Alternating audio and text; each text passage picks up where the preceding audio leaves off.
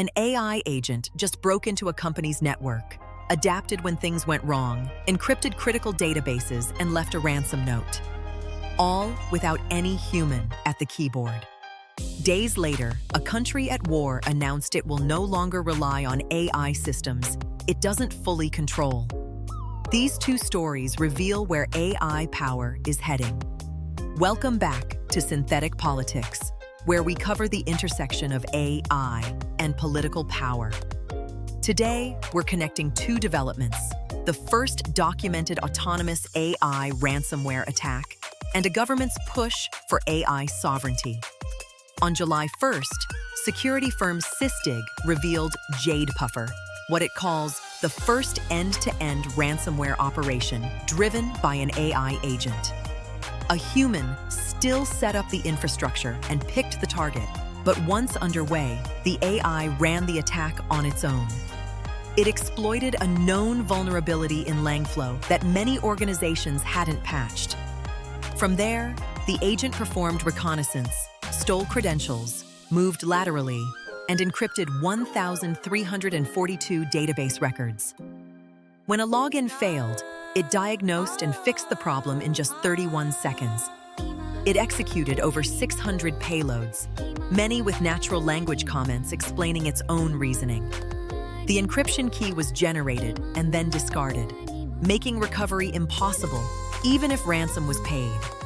This wasn't revolutionary new malware. It chained older exploits. But the AI's ability to adapt and complete the full operation dramatically lowers the barrier for attackers. The good news? Defenses are familiar. Patch known vulnerabilities, secure credentials, and avoid exposing admin interfaces. The urgency is now much higher. Researchers call this an evolution, not a revolution. Are today's cybersecurity tools enough, or does AI require a whole new approach? Let me know in the comments below. If AI can run cyber attacks autonomously, the question of who controls the AI itself becomes critical. This morning, Reuters reported Ukraine's new stance.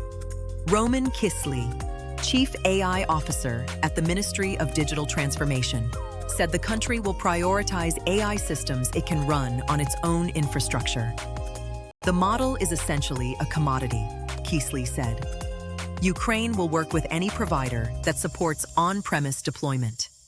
This stance was reinforced by the US government's June order restricting Anthropic's most advanced models, a story we've been covering on this channel since it broke.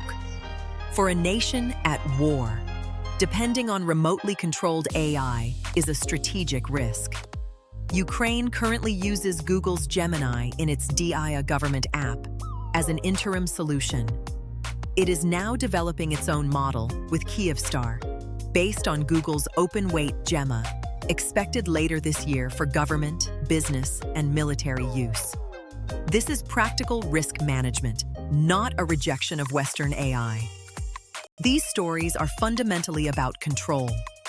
AI is making sophisticated cyber attacks faster, cheaper, and accessible to more actors. At the same time, governments are realizing that relying on AI they don't control creates dangerous vulnerabilities, even from allies. The competition is shifting from just building the smartest model to owning and securing it. Optimistically, the same AI capabilities can strengthen defenses. Countries and organizations that adopt defensive AI tools quickly while building sovereign infrastructure will have a real edge.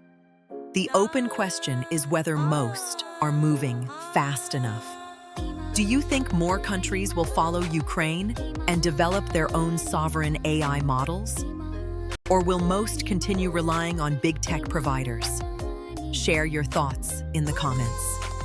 The first autonomous ransomware campaign is likely just the beginning, and Ukraine may not be the last government rethinking AI control. These trends could shape the next decade more than any single model release. If this breakdown was useful, hit like and subscribe to Synthetic Politics. We'll be back when there's more to report.